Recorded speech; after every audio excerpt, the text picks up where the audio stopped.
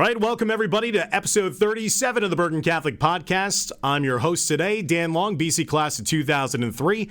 And kicking off our episode, we are joined by a very special guest in Mrs. Amy Sees, who is here to talk to us all about her job in enrollment management, as well as working with the Bergen Catholic Admissions Office. She is the brains behind of so many different things here at BC. She made Matt look so good for so many years that they then were fooled into giving him a job in advancement. So, Amy, thank you for joining us. You've been very tough to track down. We finally got you to relent. And first off, as you join us here on the show, talk a bit about your journey here to Bergen Catholic. This is not just the first go-around, but a second go-around like yours truly. What is it like down here to be working at BC? First, I'd like to say thank you for having me and for acknowledging me that I've made Matt look good for the past 4 years. I think I've done a pretty good job. No, I'm just kidding. Just kidding. Yes, it is my second go-around here at BC. My first go-around, I was the office manager in the main office, and I always stayed in touch. I was very upset to leave the first time I did, and I always stayed in touch with everybody, and with Matt especially, and he asked me about coming back to work in admissions, and I was like, let's do this. It was something I did always want to do, and I was very happy to do it.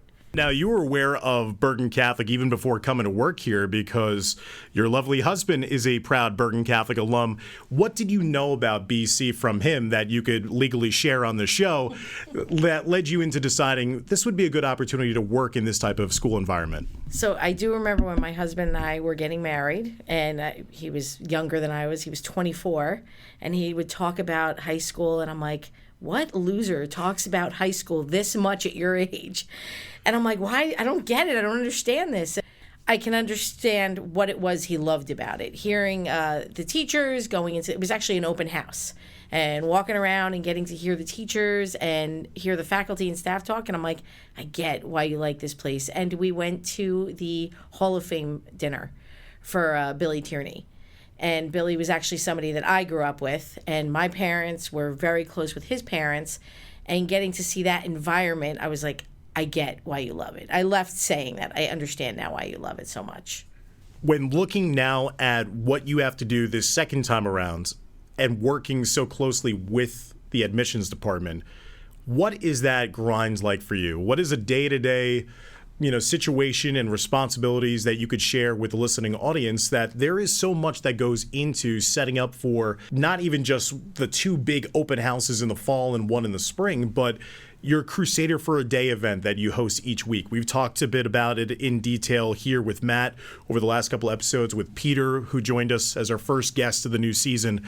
What does your job entail for everything that you have to do for admissions? So every day is different. Every day is, which I love, actually. I prefer it be that way. I prefer it not be a constant doing the same thing over and over again. There's always something happening, and that makes my day go quicker. As far as getting ready for Crusader for a Day, it does take a few days to get ready. It's from matching up the students to who I think would be a good fit, to talking to the coaches about students. Hey, you have somebody in particular you'd really like me to match this student up with. So it does take time in order to get them ready. And every week, my two people that I have to message every Tuesday night, Jerry and Danny, Jerry from the cafe and Danny, the head of maintenance. Hey guys, Crusader for a Day tomorrow. This is how many kids we're getting.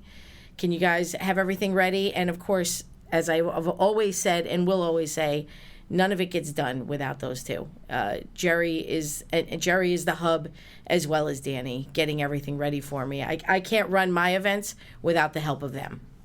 How do you feel, Amy, that your personality is conducive to working with admissions? Because you have such a bubbly, energetic demeanor, and I think it also helps significantly for Crusader for a Day, because you get these eighth graders that they might be small in stature or small in confidence. They might be introverted. They're now walking around the hallways of Bergen Catholic with a lot of large high school boys, but you're always there to kind of provide those icebreakers and to make them feel welcome. How do you feel your personality lends to be a big key for you here working at BC? I think I have a very good personality for that. I do. I feel like I'm very welcoming. I'm friendly. I can laugh at the jokes of a 15-year-old boy. I grew up with two brothers. It's just what you get used to. So I think the boys know that about me. I'm not I'm not fake. I'm very truthful with them. I'm very open with them.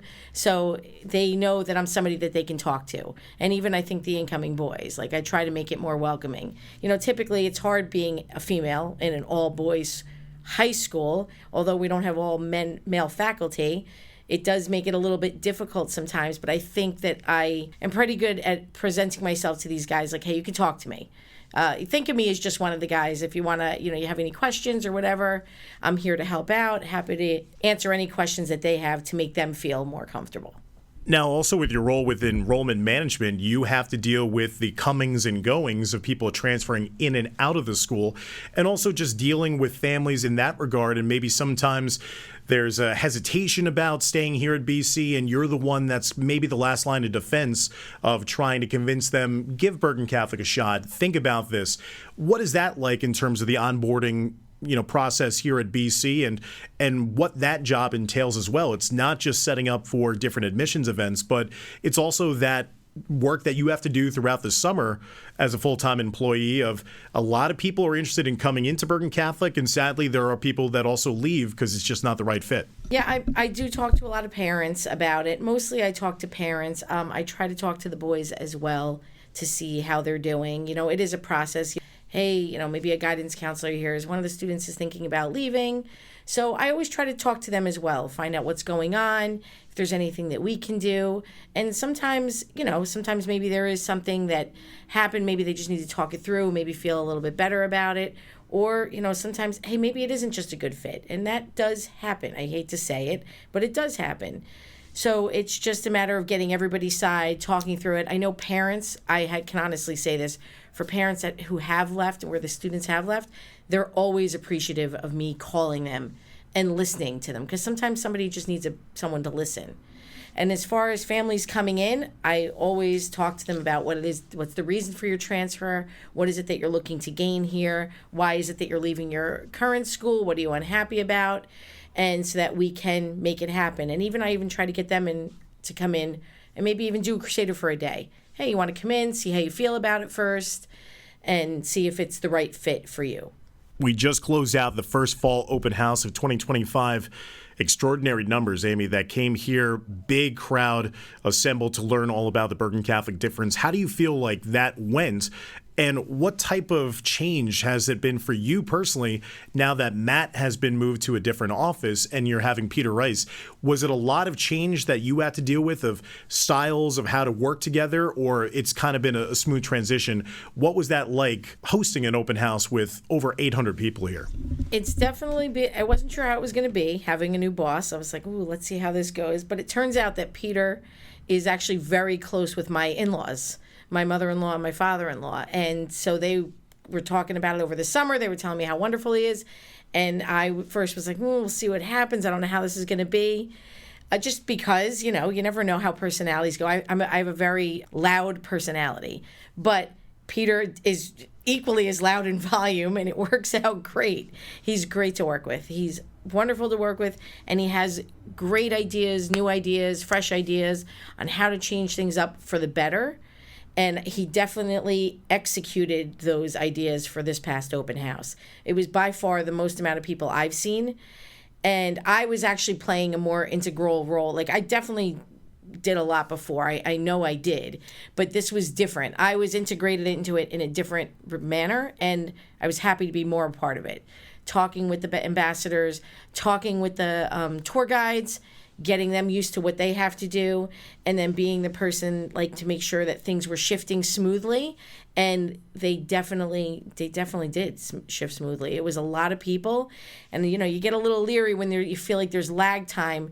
I feel it only because I'm just in a hallway waiting, but it wasn't. Everything was moving the way it should and moving around quickly, and it worked out. We had nothing but positive feedback from families, from the students being thankful to being a tour guide and allowing us to choose them to be a tour guide, to parents that came in and explaining how great their tour guides were. So I think it was all in all a huge success. A question that some people might have is when you're always hearing about the Bergen Catholic Brotherhood, and that's being promoted by yours truly, that's what I do for a living. Some people feel like, does that ostracize women because you're in an all-boys school? Is this a fraternity type setting? Is this when they say brotherhood? What does that mean to you? Do you feel like you're a big part of this community? And it's just, while it may have a male connotation in name, does the BC Brotherhood extend out to all of the women here that also work, and you feel like you felt this way the last couple of years? Yeah, I get the whole brotherhood thing, and I do feel like it's a thing. For me, personally, from like my own husband, Christian C's, class of 96, he met his best friend here when he was here. So Frank Mesa, they were best friends. They're still best friends. He was in our wedding. To working here, I feel like, I don't know, I'm just one of the, I feel like I'm just one of the guys. Maybe I shouldn't say that, but I totally do. I laugh, I crack jokes. I mean, I might not be as sports savvy as most of the guys are, but I'm into it. I'm into it. I like that the boys know who I am. I like that maybe hopefully they see me as somebody that they can talk to, because I'm not a teacher. I'm not in class with the kids every day. But when they see me in the hallway and they know who I am, because maybe I've helped them out with something, or maybe they remember me coming in, it makes me feel good. I mean, I know it's a brotherhood thing, but I don't know. I feel like I'm a part of it. I hope everybody else does as well. But I can only speak for myself, and I absolutely feel that way. I can attest, you absolutely are part of the brotherhood, and I feel like you're like an older sister for me, that you keep me in line and can put me in place, which is what I definitely need sometimes. Amy, when looking at on the horizon now for admissions, what is coming up the pike? I know that it's going to be the HSPT exam. There's going to be a second open house on the 5th. For you, it's this kind of grind that brings you all the way to the holiday season, because then you're getting close to the acceptances going out and everything that entails with that. Your life maybe settles down a little bit once we get to Christmas, but not too much. What is that like for you in the upcoming months and weeks ahead? So, like I said, with Peter being here, it's definitely going to be different. We're figuring out a much better way to do everything and to handle the entire process. So it's going to be a learning curve for me again, which is good, because I definitely embrace change for the better by far. So we do have a lot of, upcoming events. The open house on November 5th.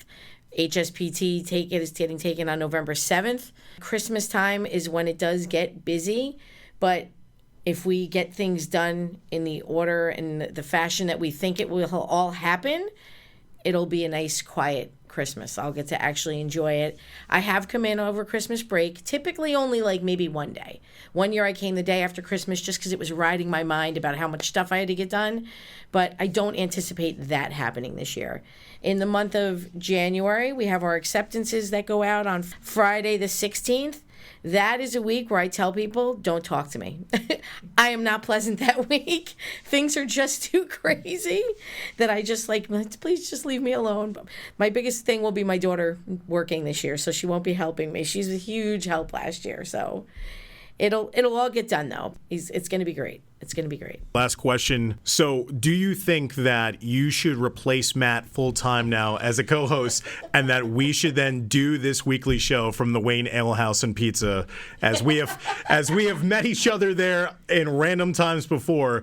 What do you think about that idea of replacing Matt and then moving the permanent location for the show? We could have Christian on every once in a while as well. What do you think? I think it's a fabulous idea. We get some mozzarella sticks, get a couple of drinks, invite Larry. Larry's close by over in Haledon. We get him over there. It's going to be perfect. Well, you heard it there, folks. We are now getting rid of Matt. It was a nice run for him, 36 episodes, but you snooze, you lose. Amy, again, you are a rock star here at Bergen. You've done such an amazing job with admissions, with enrollment management. You're such a huge resource for myself and for so many people here. And thank you so much for taking the time out to tell your story and to make Bergen Catholic the school that it is. Thank you so much for having me. I really appreciate it. So that was Amy C's as our interview guest here on episode 37 of the Bergen Catholic Podcast. Stick around, as I'll be back for our final segment, taking a look at all the news, sports, and upcoming events here in Crusader Country. Be sure to be up to date on everything that's going on in Crusader Country by following Bergen Catholic on social media. You can follow BC on Facebook, Instagram, and X for all of your news related to BC. So again, follow Bergen Catholic on social media today. Be sure to save the date for Thursday, November 20th for the 2025 Crusader Gala, which will be held at the Venetian in Garfield, New Jersey, where we honor the history of the Bergen Catholic faculty as the inspiration for our successes in Bergen Catholic's 70-year history. All right, everybody, welcome back to our normal weekly segment here as we take a look at the news, sports, and upcoming events here in Crusader Country. I'm flying solo this week because Matt is actually flying to Florida as he is having a couple of engagements with alumni as part of his duties in the advancement office. So we wish he and Bob Murray the safest of travels as they head down to the Sunshine State. So I'll be taking us through everything that's been going on this past week here at BC.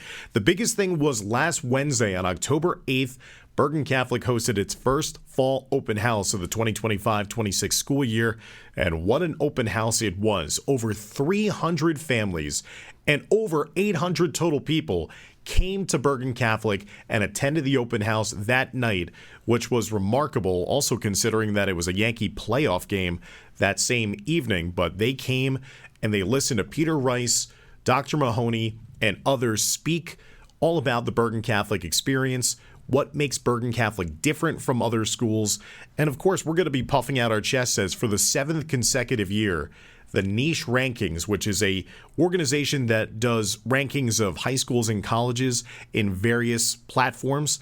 They ranked Bergen Catholic as the best Catholic high school in Bergen County for the 7th consecutive year.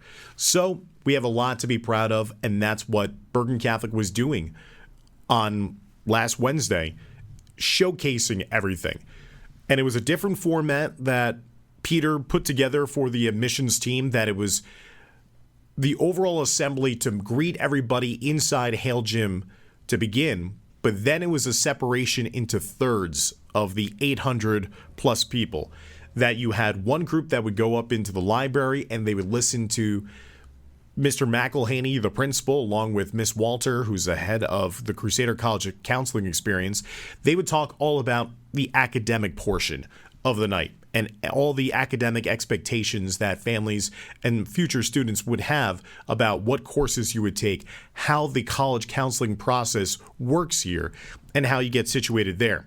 So as you have one group that's in the library, the renovated library, listening to that speech, you have another group that remains down in Hale Gymnasium listening to Peter Rice speak about all the pertinent information, deadlines, timeline for applying to the school, financial aid, scholarships, everything that's housed there in the admissions office.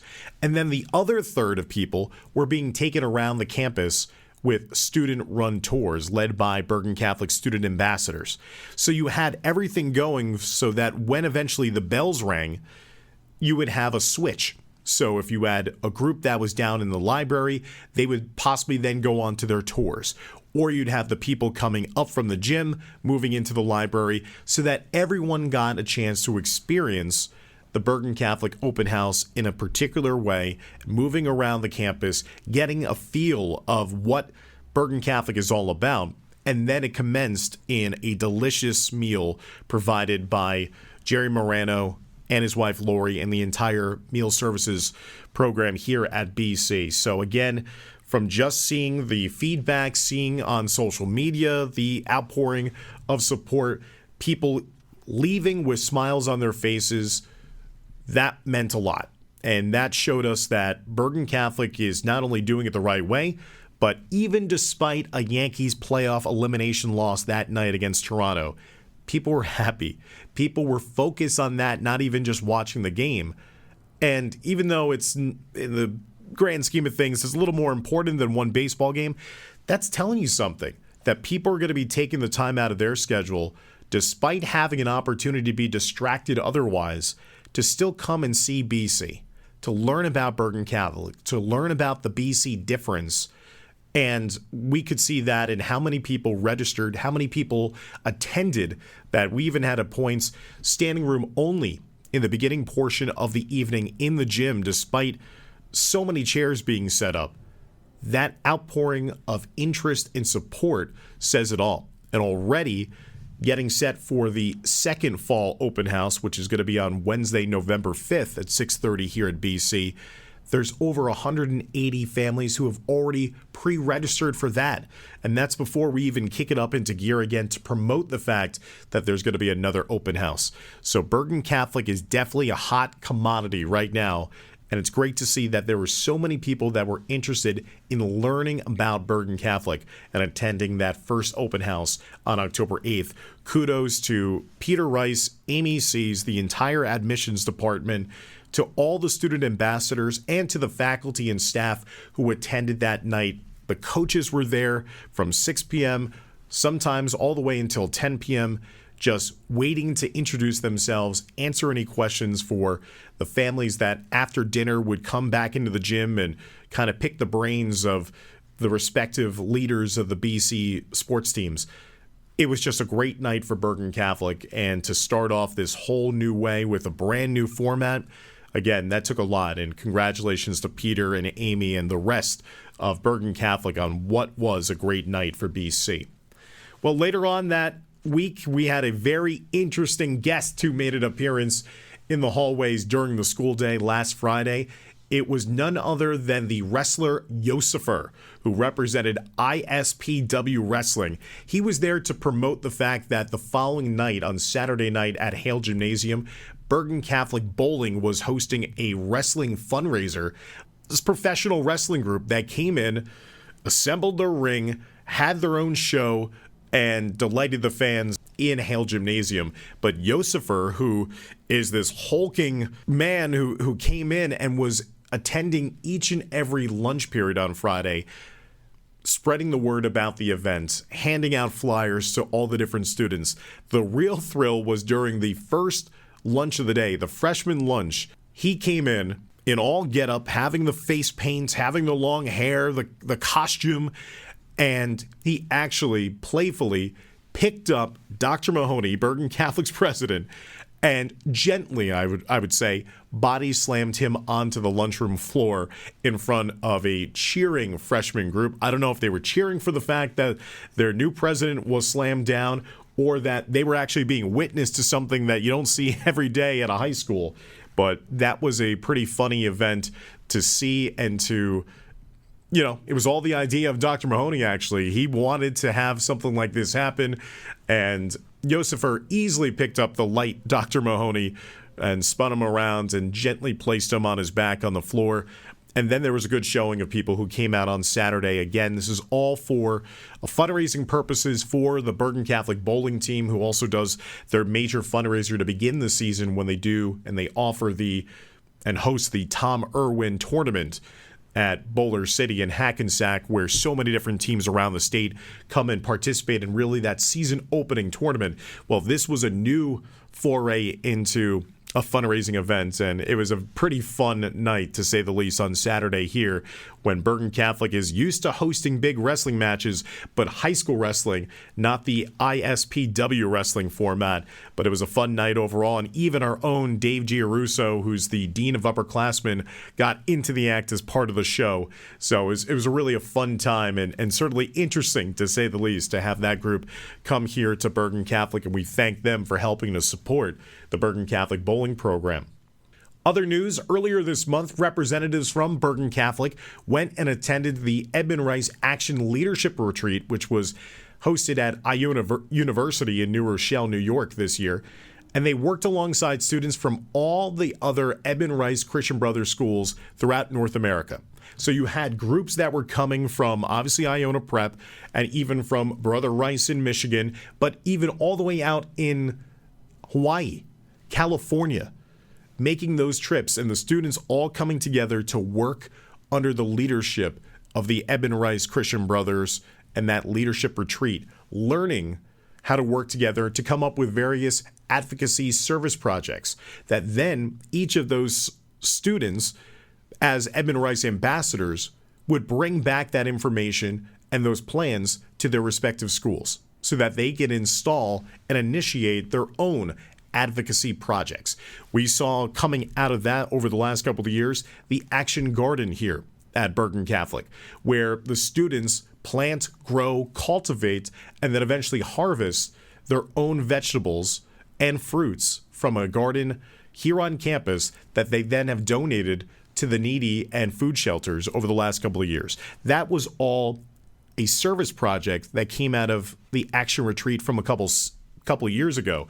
So now you're having the same thing, that Bergen Catholic student representatives, along with Mr. Fox, went to this retreat and were able to interact and work with students from all around North America, all representing Edmund Rice Christian Brothers schools, all learning about the essential elements, learning about the leadership skills that are necessary to then make a difference in the world. And I think that's so cool to be able to see that, promote that on social media, to show that it's not just all boys schools, that they're co-ed schools, that they're all different cultures involved in this, but that there's that shared link, that shared identity as Edmund Rice Christian Brothers students that goes a long way in how you become advocates for change, for help of the homeless, to help those in need, to follow all the essential elements that we always talk about on this show and also throughout the course of our daily lives here at Bergen Catholic. So it's a credit to our students, to Mr. Fox, and to that whole group that, again, hosted the Edmund Rice Action Leadership Retreat for all Christian Brothers schools and hosted it at Iona University earlier on this fall. Also of newsworthy stories here, the sophomores and juniors on this past Wednesday took the PSAT exam, while the Bergen Catholic freshmen and seniors enjoyed yet another day off from school. So by Bergen Catholic standards, BC went a long time without having a day off from school to start off the year. You have school beginning in early September. Finally, you get to October 13th on Columbus Day, where it was the first actual day off from school. And then if you're a senior and you're a freshman, you get the spoils of having 2 actual days off from school this week because you don't have to be in for PSAT. And it's not too bad for those sophomores and juniors either, because the exam lasted until around 11:15. So it's pretty much a half day of school for you as well if you're a sophomore and junior. So it breaks up that long stretch by BC standards of having consecutive days of class here. And now it starts to get back into what we all know and love if you're an alum.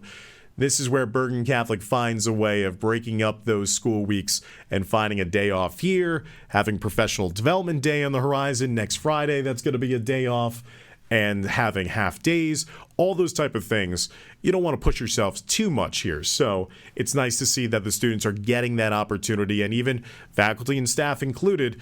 Can't lie, that holiday on Monday really hit the spot and was a real needed break, to say the least. So that's a look at some of the news stories that have been happening over the last week here at BC, as now we shift gears to looking at the sports scene. Bergen Catholic football program moved to 5-1 on the season following their 45-14 dominant road win against Paramus Catholic. BC actually led at the half, 45-7. They led 28-7 after 1 quarter of play, put in the reserves, did not even have to worry about scoring another point. It had a running clock, so the game was moved on quickly with the disparity in score. Now Bergen Catholic will come back home for only their second home game of the season this Saturday, as they're going to be hosting the Delbarton Green Wave on Senior Day. So BC is going to be trying to improve their resume again, get to 6-1, and set up for a huge matchup looming next Saturday, also at Crusader Stadium, as they're going to be bringing on the Green Knights of St. Joe's as an opponent then. And if Bergen Catholic wins that one, they're probably going to be in the driver's seat, I would think, fans, for maybe the number 2 overall seed in the upcoming non-public A state championships. So with that, obviously you'd love to be the number 1 seed, but it actually might work out this year if Bergen Catholic wins against Delbarton, beats St. Joe's, beats Seton Hall Prep in their regular season finale. There could be an kind of easier path for BC this year to get back to MetLife Stadium than even it was last year. And we talked about that in the podcast last year, that BC as the number 1 seed had a tougher road than even Don Bosco, who was a lower seed, had to go through, because BC had to play St. Joe's in a semifinal at home and then defeat Don Bosco Prep in the state final. This year, based on a couple of the other results, it might shape up to be something along the lines of BC would have to beat St. Peter's Prep in a semifinal, while St. Joe's would be on the opposite side of the bracket with Don Bosco. So you never know what will happen, but Bergen Catholic knows the only thing that they can control is their own destiny. They take care of business. At worst, they'll be the number 2 seed and could possibly keep themselves in line for even a higher seed from that. The Bergen Catholic soccer team picked up their 10th win of the season on Tuesday after defeating Demorest 5-0 at Jack McGovern Field in the round of 16 in the 2025 Bergen County Tournament. Bergen Catholic is the top overall seed in this tournament, and they'll next face Leonia in the quarterfinals this upcoming weekend. BC Soccer already has clinched a share of the Big North United Division title. They could claim it outright with a win over Paramus Catholic at home on October 23rd. And the Scarlet and Gold are currently sitting 4th overall in the non-public A power points. So if BC can find their way into one of the top 3 seeds, that could avoid a potential matchup until a state final with St. Benedict's. St. Benedict's Prep, as we mentioned, top ranked in the state, top ranked in the nation in boys high school soccer. They're a preeminent powerhouse program, having so many different international students that play for them, and they make a huge difference. They're the team that eliminated Bergen Catholic from the state playoffs last year, but if BC can get one of those top 3 seeds, with St. Ben's looking like they're going to be the top seed, Bergen Catholic could possibly find their way into being on the opposite side of the bracket, which certainly is going to be doing them wonders. But before even thinking about the state tournament, BC has their sights on winning a county championship. And that dream continues on as they take on Leonia. And again, all they have to do is beat the Paladins of Paramus Catholic, a team that they handled earlier this season, and then Bergen Catholic would win the league championship outright, as currently they're 6-1 in league play, just a game ahead of DePaul Catholic, who's in second. Bergen Catholic cross-country team will next take part in the Bergen County Group Championships at Darlington County Park this Saturday. And then they'll participate later on in the Doc Braver Championships on the upcoming Tuesday. And then on next Saturday, October 25th, BC will participate in the Bergen Meet of Champs. Again, Coach Powers' side, a younger team, very much dominated by their underclassmen. They are building something special here, as the freshmen have also been taking care of business at the freshman level. So we wish them the best of luck in the Bergen County Group Championships this upcoming Saturday. So that's a look at some of the fall Bergen Catholic sports teams that have been in action so far this year. Again, football 5-1, soccer 10-3-1 on the season, and cross country going to be competing at the county group championships after they have finished second in the divisional races so far this fall. So now taking a look at the upcoming events here in Crusader Country. Bergen Catholic's going to be having a school-wide assembly on Friday, October 17th, as we welcome Hearts of Joy International, a nonprofit organization that provides life-saving heart surgery for children with Down syndrome, to come speak to the entire student body on Friday afternoon. So again, an amazing opportunity for the students to learn about an incredible cause of Hearts of Joy International in a school-wide assembly this Friday, October 17th. Then Bergen Catholic will be hosting its annual Academic Awards Night on October 23rd inside Hale Gymnasium. It's going to be 7 p.m. on that night as we honor all the great academic work done by our Bergen Catholic students. And then on the horizon, already thinking about it, next Saturday, October 25th, we mentioned it in our sports segment, big game on campus, probably going to be the biggest crowd in Oradell this season, as Bergen Catholic will host St. Joe's in a football game as the second to last game of the regular season. A game, again, that will have a lot of playoff implications on the line in that one. Bergen Catholic continues to win. I see a road where Bergen Catholic's going to be a number 2 seed and have a couple of home games in the playoffs at Crusader Stadium. A win by St. Joe's could throw a wrench into that plan and maybe have Bergen Catholic hit the road come semifinal time. So that's going to be a great day for football. That's going to be upcoming on October 25th. So remember, fans, if you're going to be coming to Bergen Catholic, make sure to plan ahead well in advance, because you know that parking is limited and there's going to be a big crowd anticipated for that rivalry game between BC and St. Joe's on October 25th.